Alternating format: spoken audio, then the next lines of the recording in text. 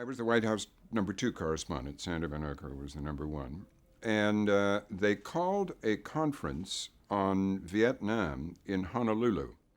All the #1s and everything went to Honolulu.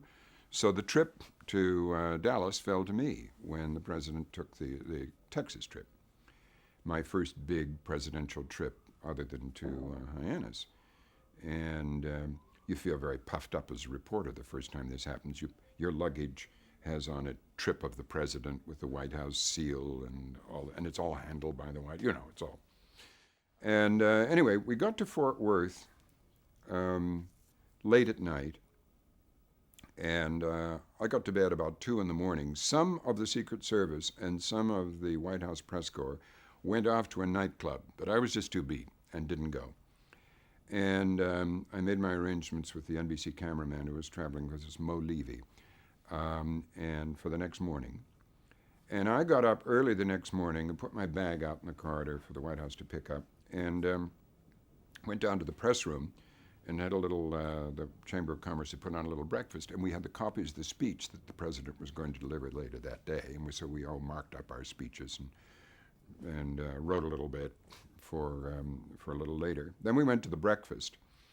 Then we went outside to the parking lot, and where there was a platform, and Jim Wright and Yarborough and Connolly, they were all lined up like guilty boys behind him, and the president spoke. And then he worked the crowd. And I was very close to him, almost at his shoulder, as he went around working the crowd. And it was really extraordinary, the kind of what that crowd felt for him. I mean, and he emerged from it. I walked with him, right beside him, back into the hotel. And his eyes rested on mine a couple of times. He didn't know me well, but he knew me slightly. And his eyes were absolutely cold, always, really cold gray. The smile was in the crinkles and in the mouth and the big teeth, but the eyes somehow remained, I always thought, very cold and calculating. Anyway, as he walked back into the thing, he reached into his hip pocket and took out a clean handkerchief. And he said, well, that was pretty good. And he wiped his hand from shaking hands with, and the handkerchief was black from all the, and he put it back in his pocket. And then he went into the lobby of the hotel, and there was a crowd on both sides of the lobby funneling into the entrance for the breakfast, held behind ropes. And one woman, hysterical, said, I can't touch him. I've got to touch him. And like Leonardo's God, so Jim Wright reached out and he touched her with one hand and touched Kennedy with the other, as though to transmit the spark. And the woman was ecstatic. So we went into the breakfast, and everybody knows the scene there with the Chamber of Commerce, and the boys sang the Yellow Rose of Texas, the boys' choir, and they tried to present Kennedy with a Stetson and boots, and he wouldn't put the hat on because he would never put a funny hat on. And he made the joke about, he made the joke outside, I'm sorry, Mrs. Kennedy isn't here, but it takes her a little longer to get ready.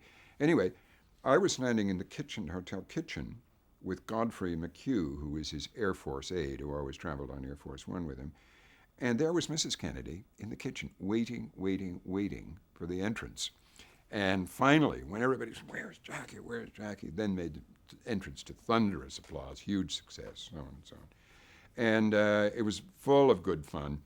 And I said to Mo Levy, the cameraman, well, if nothing else happens today, we've got a story with Jackie. Why don't you take that back to the Fort Worth station, and then we'll move on. So we got in the buses outside and went off to the press plane at Fort Worth. And the plane landed on this bright day. And we got out, and I had my raincoat and briefcase with me. My suitcase had taken care of. So I ran to there were 2 press buses lined up. I ran to what looked like the first press bus and put my stuff in a seat in the front, and then went back outside.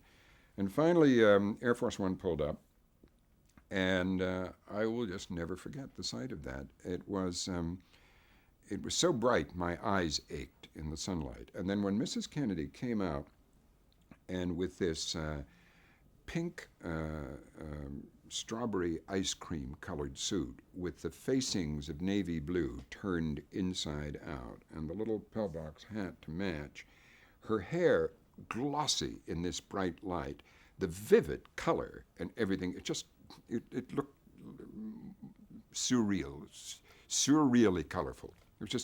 It made the eyes ache to watch. And then, when somebody at the foot of the plane handed her a huge bouquet of blood-red roses, the color of those roses in that bright sunlight against the pink of the suit was really startling. I felt as though I'd smoked pot or something and had all the, which I did once in Tangier, and saw what it does to your vision, your color vision. I mean, it enormously heightens your color vision. Anyway, it was as though I'd done that, and it was only one Bloody Mary. But so I followed them as they went along and shook hands along the fence. And as I said, you could get very close to them. And I was right beside Jackie when a hand reached through the chain link fence and broke one of the roses off and took it back inside. And there were people high school kids with a banner over the fence. They kind of lowered it on the president, but it was all very jocular and easy. And then they got into the limousine. And I ran for the press bus and discovered that my stuff had been moved, or they'd moved the buses, so the one behind had come to the front, and my stuff was in the other bus. Anyway, I had a seat right in front of the first press bus, on one of the transverse seats right in the front, on the opposite side from the driver. So we started off in the motorcade, and we were about 6 cars behind the president's car. So, and being higher up, we could see over the other cars and the Secret Service car and the pool car carrying the wire services and a couple of photographers. And so in the early part, this is weird, it was the outskirts of Dallas were almost deserted. There were just a few people holding up signs. And I began to get a little drowsy. And I had this daydream. And in my daydream, somebody fired a shot, and I got out of the bus and I chased the person who'd fired the shot. And then I sort of woke up and I said, come on, get real. And there'd been a lot of stuff about some trouble expected in Dallas. And they'd got out every policeman, canceled all leaves, citizens given the right of citizens arrest. They'd really put on the heavy security. So I shook myself up and began making notes of signs and things that went. And then we got in downtown Dallas, and the street ahead of the motorcade looked like a river whose banks were constantly shifting because people would swell out in the crowd and then swell back, and you wondered how the motorcade could get through them because they were weaving sinuously through this crowd of amazing to see. And the reception was euphoric, unbelievable. And we all kept commenting on all the nice things people were saying and shouting. And we got down to the end of the main street just before the turn into Dealey Plaza. And I got out my notebook and began making a few notes because in a few minutes at the Merchandise Mart, or the Trade Mart, I was going to have to do an NBC News on the Hour, and I knew what pieces of the speech I wanted to excerpt. And we just turned into Dealey Plaza, and I was just figuring what I would lead on when there was a bang, and we all said, what was that? Was that a backfire? Was that a firecracker? What was that? And there was time for us to say that, and then there was bang, bang, very close together, like that. And I said, those are shots. Stop the bus. And the bus had one of those handles that opened the door. And I said, stop the bus. And I ran over on the bus driver's arm and helped him open the door, and I jumped out. The bus door closed. It went around the corner. The air was filled with the most incredible screams I've ever heard. It was as though there were a bunch of choirs all deliberately shrieking out of tune and cacophonously. It was just hysterical, unbelievable sound echoing off all these buildings in the plaza. So I knew really something had happened, but I didn't think he'd been hit. I thought somebody's fired a gun as a kind of demonstration. It was inconceivable to me. So I ran around the corner, and the motorcade was just disappearing under the underpass, and then I noticed that there were people on the grassy knoll who were sitting with their children bent down and sort of half covering their children. And I noticed there were policemen and plainclothesmen with guns up running up the hill. So I ran with them. We got to the top of the hill against the fence by the overpass, and everybody paused there for a moment and looked around. And then the cops went over the fence, so I went with them. And there was nothing there, no signs of anything, except empty railroad tracks stretching away behind with some trains parked quite far away. So I thought, geez, I better call NBC and tell them the shots were fired. And I ran back along the top looking for a place that might have a phone. And the first place that I came to turned out to be the Texas Book Depository. So I ran up the steps, and as I did, a young man in shirt sleeves turned halfway up, came out, and I said, "Where's there a phone? There's been shots. Where's the phone?" And he said, "You better ask inside." I went inside. There was another young man on a phone by a pillar, and he pointed into an office. And I went into an office. There was one of those old black phones with 4 clear Bakelite, clear lucite buttons, and 2 of them were lit up and 2 of them weren't. And I dropped one down, and I got through to NBC in about 10 seconds in New York, the news desk. I said, "This is MacNeil in Dallas, urgent, urgent." And somebody said, "Just a minute." And he put the phone down, and I was screaming into the phone, "For God's sake, come on, come on."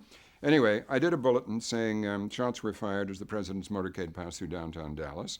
It is not known if the shots were directed at the president. People screamed and lay down in the grass, da-da-da. Then I signed off, and I went outside. A policeman stopped me as I ran down the steps. I told him who I was. I had a White House badge on. And then a little black boy came along and said to the policeman and me, "Mister, I seen a man with a gun up in the window there." And the policeman ran away, or started to run away, and a woman came up hysterically and said, "He wasn't hit, was he? He wasn't hit?" And I said, "No, I don't think so." The policeman said, "Yes, ma'am, he was hit bad." We went over to the policeman's motorcycle, where the radio on the motorcycle was saying, "Taken to Parkland Hospital, severe head wounds." And I thought, oh, shit. I'm supposed to be covering the president, and here I've gone off on this goose chase, chasing some gunman, and I'm miles away from the president. So I ran out into Dealey Plaza. The traffic was congealed. It was all the horns were beeping. Police motorcycles were riding up over through flower beds and up steps. People were screaming, horns beep. It was unbelievable chaos. And I ran several streets until the farthest street feeding into the plaza, farthest away from the book deposit, where traffic was moving. So I ran in front of the first car that came along and stopped it and opened the door. I said to the young guy, "I'll give you $5 if you drive me to Parkland Hospital." And he said, "Well, okay." And $5 was $5 then. And I got in, and he said, "What's the matter?" And I said, "The president's been shot." He said, "Yeah, I heard that." I said, "What do you mean you heard it?" "I heard it on the radio." "Well, turn the radio on again." And he said, "It's in the back seat." He'd heard the president had been shot on a little transistor radio, and he turned it off and put it in the back seat with a bunch of cake boxes he was delivering. Unbelievable. Anyway, I took him by the arm, I slid over by him in the seat, and I kept punching his arm, saying, drive faster, NBC will pay any fines, don't worry, go through red lights, anything." Nobody could have cared less, because all the police cars were screaming the other way at 100 miles an hour past us. I got him to stop at a gas station, and I went in and did another bulletin to NBC saying he'd been hit in the head and taken to Parkland Hospital, da-da-da. He got me to the hospital just a few minutes after the motorcade and the pool car. All the rest of the press had gone off to the merchandise mart in the buses, and they didn't turn up for a long time. So I went into the emergency room section, through the swing doors in the emergency room, and there's the emergency room desk, and there was Merriman Smith of the UP dictating the story that won him the Pulitzer Prize that day, and the nurses all on his arm saying, "You can't use this phone, you can't use this phone," and Smitty just went on dictating the story. I went out, and there in a little anteroom, through another swing door, were 2 payphones that nobody'd noticed. And I grabbed one of them, and I had it for the rest of the day. And I got through to NBC. And then later, Bob Pierpoint of CBS turned up, and he had the one next to me.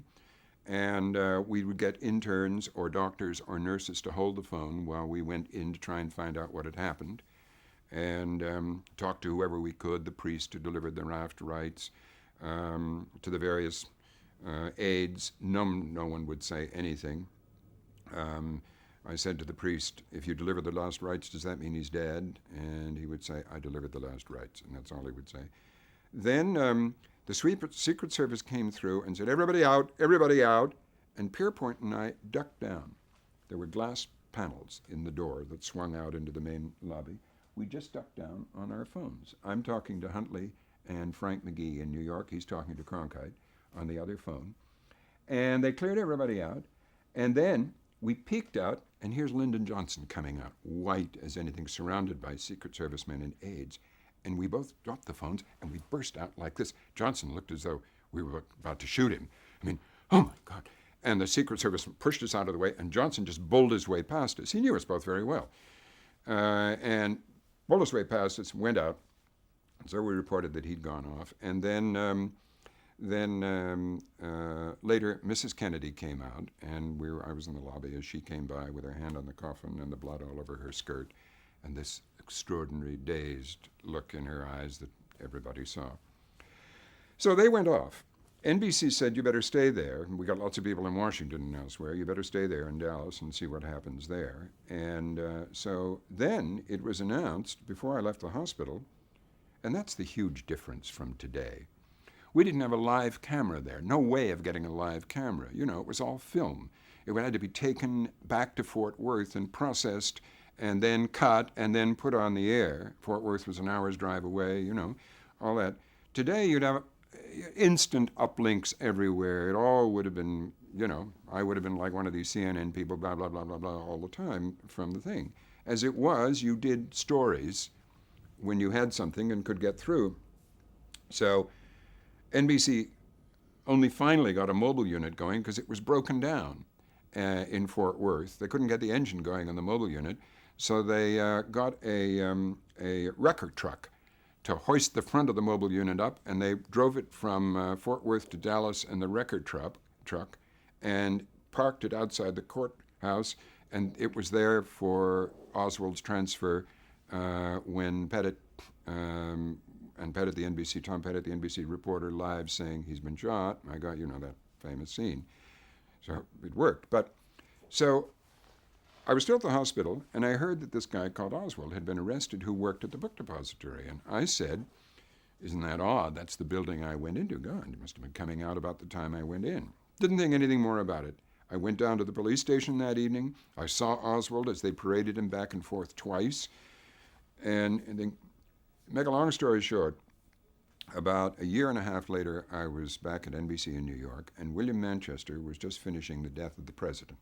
He called me up and said, could I confirm that it was Oswald I had talked to on the steps of the book depository? And I said, no, I couldn't. Didn't know the building had anything to do with the shooting at that time. I was just looking for a phone. I don't remember the man well enough. And he said, well, I'm convinced, and I'm going to say in my book that it was Oswald, because I've been all over the ground minutely, second by second, and I've timed your call to NBC and where you were and where other people were. And did you know that Oswald told the Secret Service that night that as he was leaving the book depository, a young, blonde, crew-cut Secret Service man ran up the steps and asked him for a phone? And he says, I think Oswald mistook you for a Secret Service man, because no Secret Service did go into the building. And I was young, blonde, with a short haircut, a gray suit on, and a White House press badge. And so that's what he says several times in the book, Death of a President. And I don't know.